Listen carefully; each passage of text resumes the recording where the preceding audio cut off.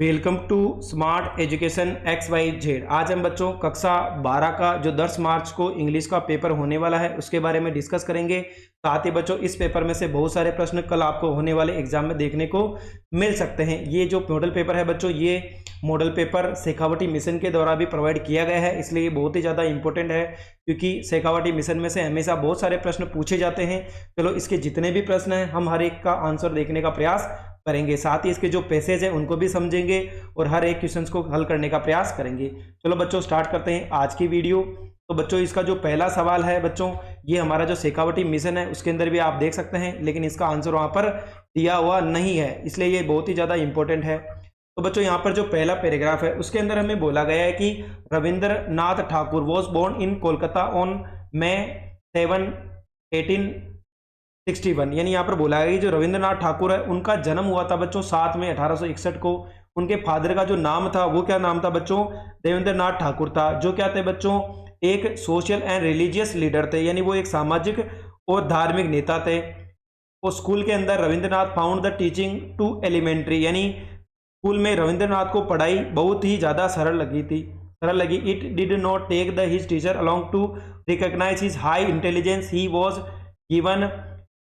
given Macbeth to translate, and to everyone's surprise Ravindranath made a very good translation into Bengali. However, his limitless curiosity to know more and newer things could not be satisfied in school. It was therefore decided to withdraw him from there for 4 years. From the age of 13 to 17 he studied a wide variety of subjects at home. About the same time he was draw two nature and arts. यानी यहाँ पर बोला गया है कि बच्चों जो रविंद्रनाथ थे उनको स्कूल में पढ़ाई बहुत ही साधारण लगी। उन्होंने शिक्षक को उनकी उच्च बुद्धि को पहचानने के से ज़्यादा समझने लगे थे।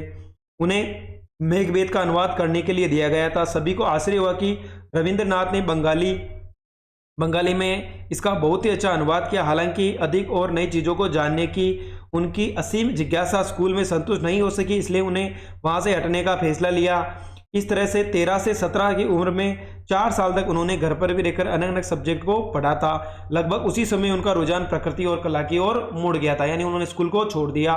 फिर बोला है कि from 1881 onwards his talent as a writer expressed itself in the form of countless compositions in poetry, drama, music, fiction, philosophy and painting. He wrote nearby 50 plays, 100 books of verse and 40 volumes of fiction and philosophical writing। यानी 1881 के बाद से एक लेखक के रूप में उनकी प्रतिभा कविता, नाटक, संगीत तथा साहित्य, दर्शन और चित्रकला में अनगिनत रचनाओं के रूप में प्रकट हुआ। उन्होंने लगभग 50 नाटक, कविता की 100 पुस्तकें तथा साहित्य और दार्शनिक लेखन के 40 खंड लिखे थे। अगला बच्चों, in 1981 he founded a school at Santiniketan near Bolpur in Bengal. In 1922 it was change into a international university called Visva Bharati. यानी यहाँ पर बोला गया कि जो 1901 में उन्होंने बंगाल में बोलपुर के पास शांति निकेतन में एक विद्यालय की स्थापना की थी। 1922 में इसे विश्व भारती नामक एक अंतर्राष्ट्रीय विश्वविद्यालय में बदल दिया गया था। The work which brought him universal recognition was a collection of poems named Gitanjali. This won him Nobel Prize in Literature in 1913 and made him internationally famous. Ravindranath was a great nationalist and patriot. He felt so bitter about the Jallianwala Bagh tragedy in 1919 that as protest he gave up knighthood which the British he awarded him earlier। यहाँ पर बोला गया है कि जिस कृति ने उन्हें विश्वव्यापी पहचान दिलाई थी वो थी गीतांजलि नामक कविता का संग्रह। उन्होंने 1913 में साहित्य में नोबेल पुरस्कार दिया गया और उन्हें अंतर्राष्ट्रीय स्तर पर प्रसिद्धि दिलाई गई। रविंद्रनाथ एक महान राष्ट्रवादी और देशभक्त थे। 1919 में जलियांवाला बाग त्रासदी से वे इतने दुखी हुए कि उन्होंने विरोध स्वरूप उन्होंने नाइटहुड की उपाधि त्याग दी जो अंग्रेजों ने उन्हें पहले दी थी। तो बच्चों पहला सवाल है, when and where was Rabindranath Thakur born. यानी यहाँ पर बोला गया है कि उनका जन्म कब हुआ। तो बच्चों जो पहली लाइन थी उसके अंदर लिखा हुआ था कि Rabindranath Thakur was born in Calcutta में हुआ था और 7 मई 1861 को हुआ था। Why was Rabindranath withdraw from school, यानी उन्होंने स्कूल छोड़ क्यों दी थी। तो बच्चों यहाँ पर बोला गया कि उन्होंने कुछ और चीज को देखना चाहा था। तो यहाँ पर लिखा हुआ था limited curiosity no more and newer thing could not be satisfied in the school, यानी स्कूल की जो चीज़ें थी वो उनकी जो सोच थी उसके परे थी, इसलिए उन्होंने कुछ और जानने के लिए स्कूल छोड़ दी थी। How did he express himself as a writer, यानी यहाँ पर बोला गया है कि लेखक ने एक रूप में स्वयं को कैसे अभिव्यक्त किया था। Which book of him won the Nobel prize, तो बच्चों यहाँ पर था Gitanjali. Write down the name of the university founded, तो उन्होंने कौन सी यूनिवर्सिटी फाउंड की थी बच्चों, उसका नाम था Vishwa Bharti.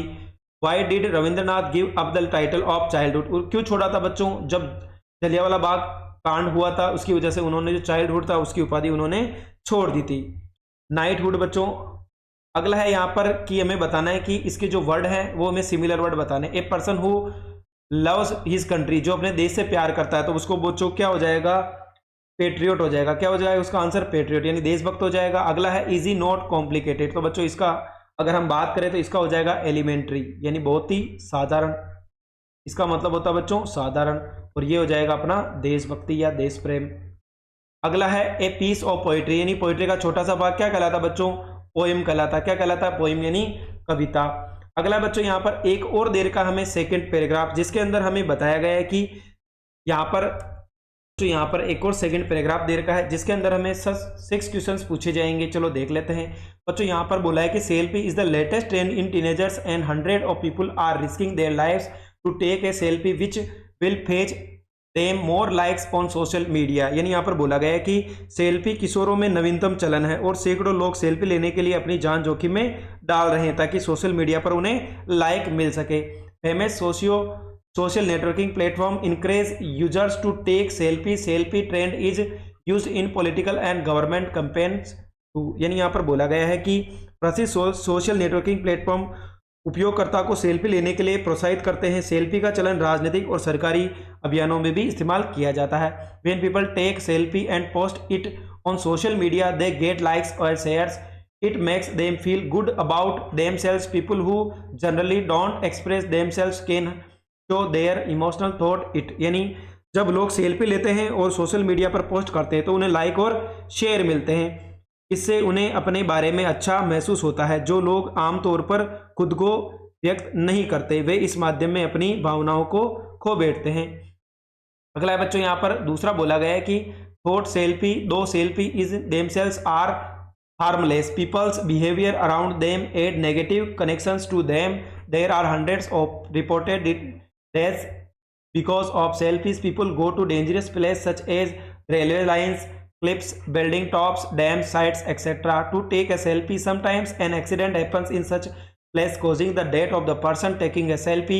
However, peer pressure makes teenagers and youth take risky actions. तो जो यहाँ पर बोला गया है कि हालांकि सेल्फी अपने आप में हानि रहित है, लेकिन उनके आसपास लोगों का व्यवहार उनके लिए नकारात्मक अर्थ जोड़ता है। सेल्फी के कारण सैकड़ों मौतें होने की सूचना मिली है। लोग सेल्फी लेने के लिए रेलवे लाइन, चट्टानें और इमारत की छोटी बांध आदि स्थल पर खतरनाक जगहों पर चले जाते हैं। कभी कभी ऐसे जगहों पर दुर्घटना भी हो जाती है जिससे सेल्फी लेने वाले लोगों की मृत्यु हो जाती है। हालांकि साथियों का दबाव किशोरी और युवाओं को जोखिम भरे काम करने के लिए मजबूर करता है। इज ए सेल्फी गुड और bad, it depends on us how crazy we are for a selfie, how many importance we are giving to it. There is nothing bad in taking selfie but one should not allow the addiction to take control over sense, यानी selfie लेना अच्छा और बुरा है। हम ये हम पर निर्भर करता है कि हम सेल्फी के लिए कितना पागल हैं, हम इसे कितना महत्व देते हैं। सेल्फी लेना कोई बुरी बात नहीं है, लेकिन हमें इस लत को अपनी इंद्रियों पर हावी नहीं होने देना चाहिए। तो what is the latest trend on social media, तो बच्चों सोशल मीडिया पर नवीनतम ट्रेंड क्या है, तो बच्चों सबसे पहले लिखा हुआ था यहाँ पर क्या है, ट्रेंड की बात करें तो सेल्फी हो जाएगा। यहाँ पर क्या हो जाएगा, selfie. How can people who generally can't express themselves show their emotions, यानी वो अपना जो अंदर के विचार है उनको सेल्फी के द्वारा व्यक्त करने का प्रयास करते हैं। Cat taking selfie sometimes prove to be harmful, हाँ हो सकता है बच्चों कभी कभी उनकी मृत्यु भी हो जाती है। Which habit should not be allowed to take control over our sense, यानी यहाँ पर बोला गया है कि किस आदत अपनी इंद्रियों पर नियंत्रण नहीं होने देना चाहिए। अगला है राइट द सिमिलर वर्ड बताना बच्चों। Friend of same age, interest और जॉब, यानी बच्चों जिनकी एक जैसी एज होती है, इंटरेस्ट भी एक जैसा होता है और साथ ही बोला गया है कि जॉब भी एक जैसी है, तो बच्चों उसको क्या बोलते हैं हम, टीनेजर्स। क्या हो जाएगा इसका आंसर, टीनेजर्स हो जाएगा, यानी सेम उम्र वाले। डिस्करेज का हमें अपोजिट बताना है, तो बच्चों यहाँ पर क्या हो जाएगा, इनकरेज हो जाएगा। डिस्करेज का क्या हो जाएगा, इनक्रेज यानी अनुत्साहित, और इसका क्या हो जाएगा बच्चों, उत्साहित हो जाएगा। क्वेश्चन नंबर अगर हम बच्चों यहाँ पर 3 की बात करें, चलो उसको भी देख लेते हैं क्या पूछा गया है हमें। एक बार जो क्वेश्चन नंबर 3 है इसको भी हम स्टडी कर लेते हैं, हमें इसका आंसर किस प्रकार से देना है। तो चलो बच्चों अगर हम क्वेश्चन नंबर 3 की बात करें तो यहाँ पर हमें बोला गया है कि you are mister Verma, you have been invited to attend the birthday party of your friend's daughter on 2 February 2023 on Monday at 7 PM at his residence, but you are unable to attend the party. Write a formal reply to Prakash Sharma. यानी आप जो हो mister Verma हो और आपका जो दोस्त है उसकी बेटी का क्या है बच्चों, बर्थडे है, यानी 2 फरवरी 2023 को बर्थडे है और शाम को 7 बजे उसकी पार्टी रखी गई है, लेकिन आप वहां जाने में असमर्थ हो, इसलिए आपको प्रकाश शर्मा को इसका रिप्लाई देना है फॉर्मल लेटर के द्वारा। You want to let out a small portion of your house, तो बच्चों यहाँ पर portion of your house, write advertisement to be published in to let classified columns of the Rajasthan Patrika. यानी आपके घर का जो कुछ छोटा सा पोर्शन है उसको आप किराए पर देना चाहते हैं, इसलिए आपको एडवर्टाइजमेंट लिखना है राजस्थान पत्रिका में, जहाँ पर आपको टू लेट का वहाँ पर एक कॉलम है उसके अंदर आपको ये मेंशन करना है। Your school organise a seminar on ozone layer and its effect on the occasion of international ozone layer day on 16 September. Prepare a report to be sent to the city newspaper in about 100 words। यानी आपके विद्यालय ने 16 सितंबर को अंतर्राष्ट्रीय ozone परत दिवस के अवसर पर ओजोन परत और उसके प्रभाव पर एक संगोष्ठी आयोजित की जाएगी। शहर के समाचार पत्र को भेजने के लिए आपको 100 शब्दों में यहाँ पर बच्चों एडवर्टाइजमेंट लिखना है। अगला है रिपोर्ट तैयार करनी है बच्चों, सॉरी, और right a paragraph in about 100 words. बच्चों ए हाउस ऑन फायर, यानी एक मकान में आग लग गई, उसके बारे में आपको यहाँ पर एक निबंध लिखना है, यानी पैराग्राफ लिखना है। यहाँ पर कुछ वर्ड दे रखे हैं, a house, fire, people crying, लोग चिल्लाने लगे, थ्रोइंग वाटर, उस पर पानी डाला, फायर ब्रिगेड आ गई, उसके बाद टू हॉस्पिटल और control the fire. Write a letter to the editor of the Times of India complaining about air and water pollution in your city. यानी आपको जो टाइम्स ऑफ इंडिया है उनके एडिटर को एक लेटर लिखना है और बताना है कि जो यहाँ पर एयर यानी वायु और जल प्रदूषण के बारे में आपकी सिटी में जो हो रहा है उसके बारे में बताना है। Write a letter on behalf of MS Gupta and sons 15 Mukherjee Nagar Delhi to MS science publication on 18 March Mahesh Nagar Jaipur making necessary inquiries about bulk supply of SP English workbooks और क्लास 12। यानी यहाँ पर बोला गया है कि messrs Gupta and sons 15 Mukherjee Nagar Delhi की ओर से messrs science publication 18 Mahesh Nagar Jaipur को पत्र लिखकर SP की थोक आपूर्ति के बारे में आपको पूछताछ करें और कक्षा 12 के लिए अंग्रेजी की डेस्क वर्क भेजने की कृपा करें। अगला है बच्चों अगर हम बात करें क्वेश्चन नंबर 6 की, तो 6 से 9 के क्वेश्चन हमारे ग्रामर वाले पोर्शन है। चलो देख लेते हैं क्या क्या होने वाले हैं। तो पहला क्वेश्चन है the boy needs help his father dead last year, यानी लड़का जिसको मदद की आवश्यकता है उसके पिताजी पिछले साल ही क्या हो गए बच्चों, मर गए थे। पूछ बतों का प्रयोग किया जाता है, यहाँ पर पजेसिव एडजेक्टिव हो जाएगा, यानी किसकी बात हो रही है, यहाँ पर हिज की बात हो रही है। तो बच्चों इसका अगर आंसर देखें the boy whose father died last year needs help, तो बच्चों इसका आंसर होगा the boy whose father died last year needs help, यानी उसे किसकी आवश्यकता है बच्चों, मदद की आवश्यकता है। अगला है the man was a shopkeeper I help the man, यानी जिस आदमी की मैंने मदद की थी वो क्या है बच्चों, एक शॉपकीपर है। तो बच्चों यहाँ पर हुम यानी क्या होगा बच्चों, किसकी मदद की थी, तो बच्चों यहाँ पर क्या जाएगा, वो मैन आ जाएगा। तो द मैन हुम, तो बच्चों इसका आंसर हम नीचे लिख लेते हैं द मैन हुम हेल्प्ड वॉज ए शॉपकीपर, यानी जिसकी मैंने मदद की थी वो क्या है बच्चों, एक दुकानदार है। अगला है यहाँ पर कंबाइन करना है, पहला इन्फिनेटिव है और कंपाउंड सेंटेंस है। The burglar took out of a knife his intention was to frighten me, तो बच्चों यहाँ पर हमें क्या करना है, फिर इतने से पोर्शन को हटा देना है, बाकी सेंटेंस सेम लिखना है। अगला है ही इज पुअर बट, बीच में ब्रेक क्या लगा देंगे बच्चों यहाँ पर, बट ही इज ऑनेस्ट है। अगला है बच्चों कोरोना एपिडेमिक 3 years अगो, तो बच्चों यहाँ पर अगर हम बात करें तो क्या हो जाएगा बच्चों, यहाँ पर ब्रेक आउट का प्रयोग किया जाएगा। अगला है बच्चों the fireman fire after 2 years, यानी फायरमैन ने आग को कितने घंटे में काबू किया, 2 घंटे। तो बच्चों यहाँ पर क्या जाएगा, पुट आउट यानी बुझाना, put out the fire after 2 hours। A student should carry out the order of his teachers, यानी यहाँ पर बोला गया है कि विद्यार्थियों को अपने गुरु की आज्ञा का पालन करना चाहिए। पुट आउट बच्चों यहाँ पर क्या होगा, कैरी आउट यानी आज्ञा का पालन करना चाहिए। अगला है फिल इन द ब्लैंक्स, यहाँ पर कंजक्शंस दे रखे हैं बच्चों दो और वाइल। तो बच्चों देखो ऑल्दो यानी हालांकि, यहाँ पर क्या आ जाएगा, although he is very old, यानी हालांकि वह क्या है बच्चों, बूढ़ा है यानी उम्र में ज्यादा है, फिर भी वो अपनी हेल्थ का एंजॉय करता ध्यान रखता है। गिव मी, तो बच्चों यहाँ पर आइदर और का प्रयोग होगा, यानी गिव मी या तो मुझे चाय चाहिए या मुझे कॉफी चाहिए, तो आइदर और का प्रयोग करेंगे। ही इज रिच येट, हालांकि ही इज नॉट हैप्पी, लेकिन वह फिर भी खुश नहीं है, यानी वो पैसे वाला है फिर भी वो खुश नहीं है। अगला है बच्चों यहाँ पर क्वेश्चन नंबर, अगर हम 10 की बात करें तो यहाँ पर हमारी बुक में से एक पैसेज ले रखा है जिसके आंसर हमें करने हैं। तो चलो एक बार पढ़ लेते हैं। But now it was all so still I had counted on the emotion commotion to get to my desk without being seen, but of course that day everything had to be as quiet as Sunday morning. Through the window I saw my classmates already in their places and Mr. Hemmel walking up and down with his terrible iron ruler under his arm. I had to open the door and go in before everybody. You can manage how I blushed and how frightened I was, but nothing happened. Mr. Hemmel saw me and said very kindly, go to your place quickly, little Franz, we were beginning without you.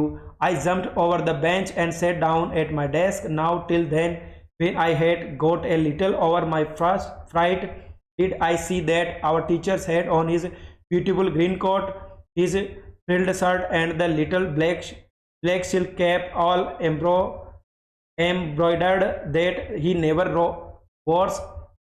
wore except on inspection and prize day. Beside the whole school seemed to strange and solemn. तो बच्चों यहाँ पर बोला गया है कि लेकिन अब सब कुछ इतना शांत था, मैंने बिना किसी को देखे उसकी डेस्क पर पहुंचने के लिए शोरगुल पर भरोसा किया था, लेकिन निश्चित रूप से उस दिन सब कुछ रविवार की सुबह की तरह शांत होना था। खिड़की से मैंने अपने सहपाठियों को देखा जो पहले से ही अपनी जगह पर बैठे हुए थे। एम हेमेल अपने भयानक लोहे के रूलर को अपनी बाहों के नीचे दबाए हुए इधर उधर घूम रहे थे। मुझे दरवाजा खोलना पड़ा, सबके सामने अंदर आना पड़ा। आप कल्पना कर सकते हैं कि मैं कितना शर्मा गया था और कितना डरा हुआ था, लेकिन कुछ नहीं हुआ। एम हेमेल ने मुझे देखा और विनम्रता से कहा, जल्दी से अपने स्थान पर जाओ। और छोटे फ्रांज, हम तुम्हारे बिना ही शुरुआत कर रहे थे। मैं बेंच से कूदकर अपने डेस्क पर बैठ गया, जब तक कि मैं अपने डर से थोड़ा उबर नहीं गया। मैंने देखा कि हमारे शिक्षक ने अपना सुंदर हरा कोट, अपनी फिल्ड शर्ट और छोटी काली रेशमी टोपी पहन रखी थी जो सभी कढ़ाई की हुई थी, जैसे उन्होंने कभी नहीं पहना था, निरीक्षण और पुरस्कार के दिनों को छोड़कर। इसके अलावा पूरा स्कूल बहुत अजीब और गंभीर लग रहा था। चलो बच्चों इसके क्वेश्चन हम देख लेते हैं। पहला क्वेश्चन है, that day everything at the school was so still and quite, यानी उस दिन स्कूल में सब कुछ इतना शांत और स्थिर क्यों था? क्योंकि बच्चों यहाँ पर क्या लिखा हुआ था, संडे मॉर्निंग की तरह। Mister Hamel was walking with a, तो बच्चों किसके साथ वॉक कर रहे थे? Terrible iron ruler under the his arm, यानी यहाँ पर बोला गया है बच्चों कि वो किसके द्वारा, उनकी जो आयरन की यहाँ पे लिखा हुआ है his terrible iron under his arm, यानी उनकी बाहों के नीचे भयानक लोहे के रूलर के द्वारा चल रहे थे। What was the teacher wearing, क्या क्या पहन रखा था लोगों ने? Beautiful green coat, field shirt और एम्ब्रॉयडर्ड टेप। तो बच्चों ऑल ऑफ द अबाव हो जाएगा। The teacher used to dress up like that only, यानी वो कब कब उस ड्रेस को पहनते हैं, या तो इंस्पेक्शन निरीक्षण पे जाना हो या उपहार का दिन हो। तो बच्चों दोनों क्या हो जाएंगे यहाँ पर, ए और बी दोनों क्या हो जाएंगे, सही हो जाएंगे। Which of these word from the passage, यानी बच्चों यहाँ पर बोला गया है सीरियस, कौन सा बच्चों यहाँ पर सीरियस, तो इसका उल्टा क्या हो जाएगा बच्चों, सोलमन हो जाएगा, जो यहाँ पर सबसे लास्ट में आया हुआ है। अगला है विच ऑफ द, सीरियस का मतलब होता है बच्चों यहाँ पर अगर हम बात करें सीरियस यानी बच्चों गंभीर होना, क्या होता है, गंभीर होना। अपोजिट वर्ड बताना है अगली, अगली यानी बच्चों बहुत ही ज्यादा भद्दा, यानी बदसूरत की बात हो रही है, बदसूरत। तो बच्चों इसका उल्टा क्या होता है, ब्यूटीफुल, यानी ऑप्शन नंबर ए क्या होगा, इसका राइट आंसर होगा। अगला है बच्चों यहाँ पर क्वेश्चन आंसर पूछे गए, चलो पढ़ लेते हैं। Justify the title of the lesson lost spring, who was Edla, how did she change pedlar's behaviour. तो पहला था कि पाठ का शीर्षक खोया हुआ बसंत स्पष्ट कीजिए। दूसरा क्वेश्चन है एडला कौन थी, उसने फेरी वाली के व्यवहार को कैसे चेंज किया था। क्वेश्चन नंबर अगर हम 12 की बात करें बच्चों, तो यहाँ पर हमें बोला गया कि why did Gandhi agree to settlement of 25% refund to the farmer, यानी गांधी जी किसानों को 25% धन देने के लिए समझौते पर राजी क्यों हुए या सहमत क्यों हुए थे। What is the example of national integration that the authors refers to, यानी लेखक राष्ट्रीय एकीकरण के किस उदाहरण का उल्लेख करता है। अगला बच्चों यहाँ पर स्टेंजा, यानी यहाँ पर आपको बच्चों स्टेंजा यानी यहाँ पर श्लोक दिया गया है। तो बच्चों सबसे पहले हमें क्या लिखना होता है, रेफरेंस, यानी कौन से पार्ट का है और कवि कौन है। उसके बाद इसकी जो थीम है वो बतानी है, कॉन्टेक्स्ट। उसके बाद बच्चों अपन को एक्सप्लेनेशन भी इसका करना होता है। तो चलो पढ़ लेते हैं। Perhaps the earth can teach us as when everything seems dead and later proves to be alive. Now I will count up to 12 and you keep quiet and I will go. तो शायद धरती हमें सिखा सकती है कि जब सब कुछ मृत लगता है और बाद में जीवित साबित होता है। अब मैं 12 तक गिनूंगा और तुम चुप रहो और मैं चलूंगा। दूसरा है aunt Jennifer's fingers fluttering through her wool find even the ivory needle hard to pull the massive weight of uncle's wedding band sits heavily upon aunt Jennifer's hand, यानी यहाँ पर बोला गया है कि चाची जेनिफर की अंगुलियां उनके माध्यम से फड़फड़ाती है, जहाँ तक कि हाथी दांत की सुई को खींचने में भी मुश्किल होती है। चाचा की शादी की अंगूठी का भारी वजन चाची जेनिफर के हाथों पर भारी पड़ता है। अगला है बच्चों क्वेश्चन नंबर 14। यहाँ पर भी हमें क्वेश्चन पूछा गया है, दोनों में से कोई एक क्वेश्चन हमें अटेम्प्ट करना है। Write down the central idea of the poem road aside stand, यानी रोड असाइड स्टैंड का हमें केंद्रीय भाव क्या है वो बताना है। In the poem the thing of beauty the poet describes some beautiful things of nature, what are they, यानी अ थिंग ऑफ ब्यूटी में कवि ने प्रकृति की जो सुंदरता है उसका वर्णन किया है, तो वो कौन कौन सी वो हमें बतानी है। क्वेश्चन नंबर 15 है what do the parting words of the poet and her smile signify. तो बच्चों यहाँ पर बोला गया है कि कवि के विदा शब्द और उसकी मुस्कान का क्या संकेत देता है। Why do some car owner stop at the road aside stand, यानी कुछ कार मालिक सड़क किनारे स्टैंड पर अपनी गाड़ियां क्यों रोकते हैं। क्वेश्चन नंबर 16 है give a character sketch of doctor सदाओ, यानी डॉक्टर सदाओ का हमें करेक्टर कैसा है वो बताना है। What was the hardest trial faced by Chitkala Shah, यानी यहाँ पर बोला गया है कि यहाँ पर बोला गया चिटकला शाह के सामने सबसे बड़ा कठिन परीक्षण क्या था वो हमें बताना है। अगला बच्चों क्वेश्चन नंबर अगर हम 17 की बात करें तो यहाँ पर भी हमें दो प्रश्न पूछे गए हैं। पहला है why is the average global temperature increasing, यानी यहाँ पर जो औसत तापमान है उसमें वृद्धि क्यों हो रही है। Who is mister lamb, how does dairy get into his garden, यानी मिस्टर लेब कौन था, डेयरी उसके बगीचे में कैसे पहुंचता है। क्वेश्चन नंबर 18 है बच्चों, यहाँ पर हमें बुक में से 9 क्वेश्चंस पूछे जाते हैं एबेसडे वाले, हमें प्रत्येक का आंसर करना है। तो पहला है choose the correct alternatives. Same was a, तो वो सेम कौन था बच्चों, फिलोसोफर था। कौन था बच्चों, फिलोसोफर यानी दार्शनिक था। अगला है how many tigers head the Maharaja killed with in 10 years, यानी महाराजा ने 10 साल में कितने बाघों को मारा था, तो बस 80 बाघों को। Students on ice program was headed by, यानी ये प्रोग्राम किसके द्वारा चलाया गया था, तो बच्चों यहाँ पर अगर हम बात करें तो जॉफ ग्रीन के द्वारा चलाया गया था। The street kids call mister Lamb, क्या आप कह के पुकारते थे मिस्टर लेम को, वहां के जो बच्चे थे गली वाले लेमे लेम के नाम से पुकारते थे। The story the tiger king is about the king of, यानी किसके बारे में है बच्चों, अगर हम बात करें यहाँ पर तो प्रतिबंध पूरन के बारे में है, पूरम। The name of the doctor Sadao's wife का क्या नाम था बच्चों, हना था। How much time did Bama take to reach home, यानी बम्मा को घर पहुंचने में कितना समय लगा, 1 घंटे का समय लगा था। Who is the author of the title third level, यानी जो थर्ड लेवल है इसका जो राइटर है बच्चों उसका क्या नाम है, जैक फिने था। What was common between Bama and Chitkala, दोनों के बीच में क्या चीज कॉमन थी, तो बच्चों ऑल ऑफ द अबाव, यानी belonged to minority, victims of cultural differences, were struggling because of class. तो बच्चों ये हमारा कक्षा 12 का जो इंग्लिश का पेपर होने वाला है उसका ये मॉडल पेपर है। साथ ही बच्चों अगर हम बात करें तो ये जो शेखावटी मिशन है उसका भी ये मॉडल पेपर एग्जाम की दृष्टि से एक देर का है, लेकिन उसके अंदर सॉल्यूशन नहीं है, इसलिए हमने आपको ये पूरा सॉल्व करके बताया है। अगर आपको हमारी मेहनत पसंद आई हो तो चैनल को लाइक करें, सब्सक्राइब करें और अपने दोस्तों के साथ भी शेयर करें।